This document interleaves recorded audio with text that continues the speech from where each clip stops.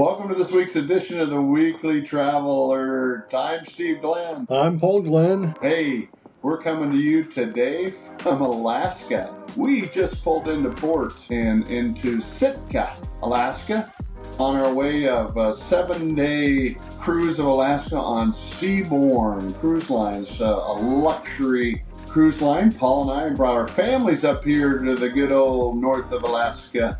Oh, this is one of your favorite places, isn't it? Yeah, Alaska's got a lot of memories here with family and a lot of good times. But one of those places that just the natural beauty is something that is indescribable. If you're a outdoorsy nature kind of person like myself and the rest of my family, we love to hike. We love to find some cooler weather, especially this time of year when I think I saw that heat indexes might be in the upper 110s here in the next couple days. I think it was 70 degrees yesterday when we were sitting in the hot tub after we got done exploring Ketchikan. You betcha. We're going to talk about the weather and our top 10 reasons why you should be in Alaska. And Alaska Cruise is an easy way to see this whole country because there's a lot of water, there's a lot of mountains, a lot of trees, a lot of wildlife. And one of the things that I like to do every year when I come up to Alaska, I was here a year ago as well, and we're on the Seabourn Quest, Paul, which is a smaller ship, a luxury ship by Seabourn. What's the thing that strikes you when you pull into port and you see the Seabourn sitting next to the Celebrity, the Princess, and the Carnival? The 0 lines to get on the ship, off the ship, to be able to access meals. It's just they've got this set up so that the experience is very convenient. You don't have the long lines and have to fight for the seats and all that. There's enough space. There's a lot of function space on board the ship for the number of passengers that there are on the ship. So you can go find, like we did yesterday, we had the whole back end of the boat for just our family for half the afternoon we had a pool and a hot tub just for us and didn't have to fight for space. So I think that's really the primary differentiation is the ability to find peace compared to what you get on the mega ships. Now we're going to give you the top 10 reasons you should do a cruise to Alaska. You ready to go, Paul? Let's do it. All right, here we go. Item number 1 on this week's edition of the Weekly Traveler. Alaska is the best way to beat the summer heat. As Paul had mentioned, it's 90 to 100 degrees in Nebraska, and it's 67 here this morning. Sunny, partly sunny, and we've missed the rain so far. But boy, if you're talking about July and August, you want to get out of the heat, this is an easy way to do it. Spend a week in July and August in Alaska. You're going to see lows in the 50s and highs in the 60s or 70s. And Paul, it's just a great time to be here, as you mentioned. And I had to bring my coat. So when we're going to have some rain, that's probably the only downside is we've had perfect weather so far, but we're betting on rain, aren't we? Yeah, rain's kind of a guarantee when you get up to this part of the country. But to your point, the weather was perfect. I mentioned hot tub yesterday. My daughter and son-in-law, they were both complaining at breakfast this morning about their extreme sunburns that they got, which is not something I've ever experienced or seen or heard anybody complaining about coming from Alaska. But weather has been perfect, and just something that's getting away from that misery that we've had for multiple weeks now in Nebraska of 100-degree plus heat indexes. This is the perfect getaway, to the point, I had to go dig out a stocking cap and remember to pack a stocking cap, because the prior 2 or 3 times we've come up here, I've gotten up here and I don't have a lot of hair to keep the noggin warm, so I've tended to have to go find a stocking cap to buy. So luckily I remembered to bring one this time. Item number 2 on this week's edition of the Weekly Traveler reads, be sure to bring your binoculars, because you're going to see more animals than you probably will see on an African safari. Paul, last night we saw whales, eagles, we saw all kinds of birds, fishes, just everything, salmon. It's just amazing of the wildlife, and we've just begun our cruise. We haven't really gotten to where the action is in the glacier areas and all that stuff. And I know last night I was staring into the binoculars. And so bring along a pair when you head to Alaska. Item number 3 on this week's edition of the Weekly Traveler. It's hard to sleep, Paul, when you only get about 6 hours of darkness. I know we're 3 hours difference from the time in Nebraska. So when it's a 9 p.m. here, it's 12 midnight in Nebraska. Number one, that's the time difference. Number two, it never seems like it gets very dark here, does it? We just seem like we go from bright to less bright.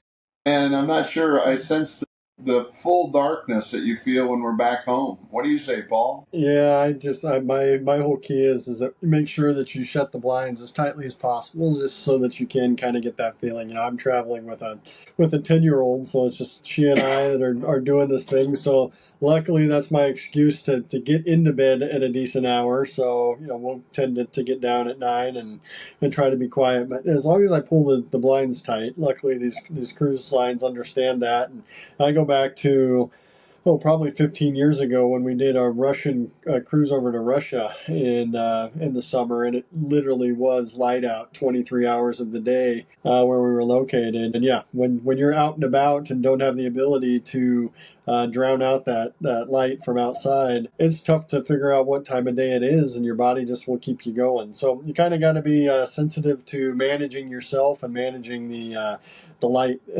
exposure if you do want to get a good night's rest while you're doing an experience like this. The fourth item on this week's edition of the Weekly Travel Alert. It's much better sailing on a ship with 500 people than 5,000. Paul, I think you and I spoke about this last night as we were sitting on the back balcony of Deck 5, literally by ourselves with a hot tub, a pool, and just feeling like we had a private ship all to ourselves. And we were staring across the way at a large ship with 5,000 people. I don't care what they say. I want to stay away from that. Now, there's a time and a place for that. If you've got a big family of kids and other things, there's a lot more entertainment things for kids to do. But for the demographic of you and I and our families, this is probably the way to do it. What do you say? Yeah, no, I think this definitely, it does come down to aligning with what it is that you're trying to entertain. I mean, ultimately, it comes down to entertainment. The larger ships are obviously going to have a lot more people to entertain, so as such, they're going to have more options for that entertainment. But there is a show on board here every night. They do have a game room. They do have multiple bars, lounges. They've got trivia, things like that going on. I know my nephews are watching every day to figure out when karaoke is, so that we can so that they can jump on that. So there are plenty of options, but they don't have the programs like the mega ships would, which would be the kids programs, where ultimately you get on a mega ship and they've got something from 8 in the morning until 10 o'clock at night that if you want your kids to be out and about being entertained or playing with other kids, they can do that. And on a ship like this, I don't know, but my 10-year-old may be the youngest on the ship.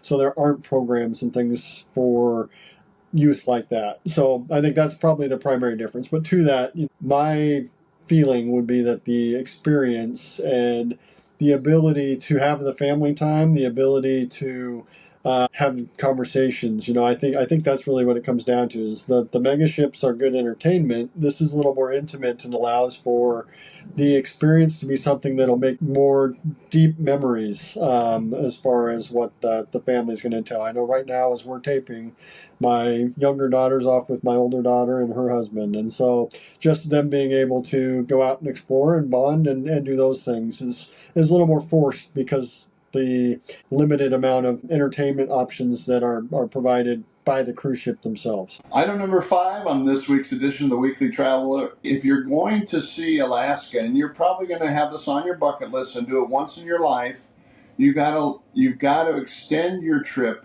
into Alaska, either with a train ride up north to Mount McKinley, which some people call Denali, or you want to have a tour package that goes up there by motor coach. But which usually means you can't just do 7 days. You need to do 10, 11, or even 14 days to see the rest of Alaska. Item number 6 in this week's edition of the Weekly Traveler. I only allow us to do check-on luggage on trips to Alaska. I know, I'm a sinner. I have preached. My executive travel tip number 1 is never, never, never take on check-on luggage.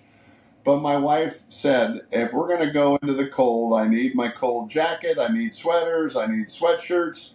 Paul, what'd you do? Did you check on luggage? We did. I'm traveling again with a 10-year-old daughter, so we've got all the bathroom and hair stuff. So it's not an option when I'm traveling with her to not check all that stuff because I'm too lazy to figure out how to buy the small bottles and take the time and energy to take what she needs in big bottles and put it into small stuff. So I'm a regular sitter at this point. But to that, with this, you've got on a cruise, you're going to have a formal night. So you've got jackets that you've got to bring, dress shoes that you've got to bring. I think we're going to go on a hike when we get off today. So I've got to have some shoes that are going to be comfortable and give me the support for that. And then got to have the comfortable shoes to wander around the ship as well. So I think just due to quantity, it's more about, you're going to be pushing that 50-pound weight limit on your bag when you do a trip like this than anything else, just because you do have to pack so many things for an experience of this long. And with you and Marie extending and going up into the parks, 10 days worth of laundry is a lot of laundry. So it is one where it is a different mindset and accepting the fact that you're going to be a sinner and break the no checked baggage rule when you do a trip like this. Item number 7 on this week's edition of the Weekly Travel Alert, coming to you live from Sitka, Alaska. Alaska has a high season, a shoulder season, and no season. Paul, this is the time of year. We're here in July and the first part of August. And you basically have the high season of June, July, and August. And then you have the shoulder seasons, which are going to be May on one side and September and sometimes sneaking into October, but mostly just into September. So you've got those 5 months that you're going to sail into Alaska. And this area is either on or it's off. Now, you get the greatest prices on those shoulder seasons of May and September, and then the high seasons are the high seasons, and they're going to get their rain while the rain's falling. April, when the ships start headed north to Alaska. So, if you're looking for your best deals, find the shoulder seasons, May and September. If you want to enjoy Alaska in the great weather of 60-degree weather, sometimes sneaking up into the 70s, hit it in July and August. That's the best time for Alaska cruises. And I think another key to that is it comes down to, are you looking for value or are you looking for the experience? As we look at the timing that we're here right now, the salmon are running. And so as we were in Ketchikan yesterday, get to walk up and you can see the salmon running up the stream to spawn. That you don't get that in the shoulder season, so you don't get certain aspects of what Alaska has to offer when you're not coming in peak season. Another thing to consider is, and on Wednesday or Thursday of this week, we'll be cruising Hubbard Glacier. Well, because it's warmer right now, there's more activity with the glaciers. They're calving. So you get more of that, 30 stories up worth of ice falling into the ocean, and that experience, because it is warmer, that you're not going to get in May or into September as much because it's cooler. So there's not going to be as much activity with things like that. So I think a lot of it comes down to, are you looking for the value and just getting to explore Alaska, or are you looking for the maximization of the experience, which then does get very specific to not just the weather, but the timing of when you're going to come up here and get this experience. Item number 8 on this week's edition of the Weekly Travel Alert, live from Alaska. Paul, you had just touched on the idea of one of the most amazing things that I've ever seen is the calving of a glacier, or literally, as you mentioned, 300-foot wall of ice, thousands of years old, falling into the ocean is just striking. It's amazing, and something that you will literally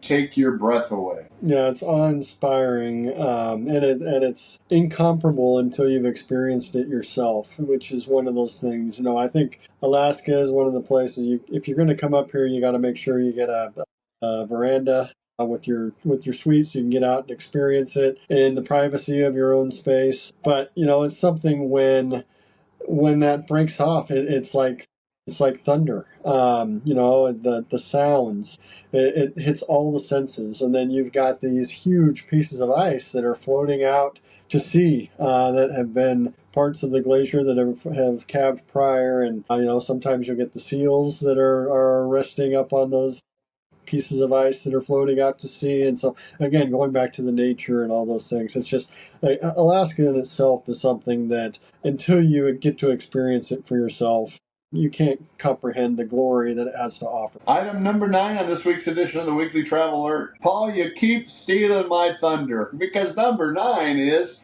I refuse to let anybody book an Alaska cruise and not book a cabin with an outside veranda. The best part of Alaska is sitting out on your deck with a cup of coffee or a good drink and watching the wildlife, beautiful landscape go right in front of you as you travel the inside passage of Alaska, as you see the Glaciers calve in front of you, and all those items that just make Alaska special. You don't see if you have to run up on the top of the ship because you don't have an outside veranda and can hear it and see it and feel it. So I say if you're going to go to Alaska, you're wasting your money if you don't have a veranda. What do you say, Paul?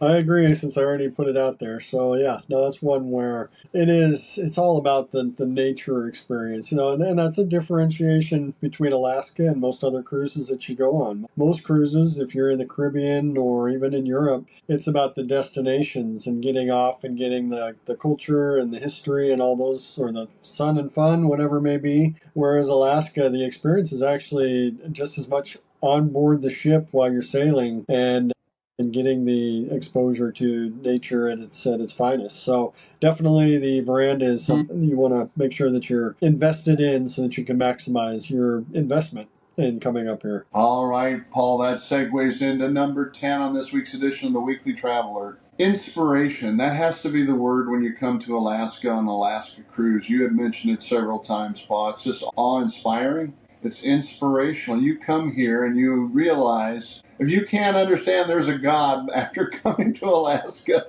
then I don't know what's in your soul, because it is amazing to see how this world fits together, and the form with the wildlife and the landscape and just everything of nature, how it fits together. And it just seems like it's beautiful, even just looking out the window and seeing the mountains in the background with the trees in the front and the water in front of you.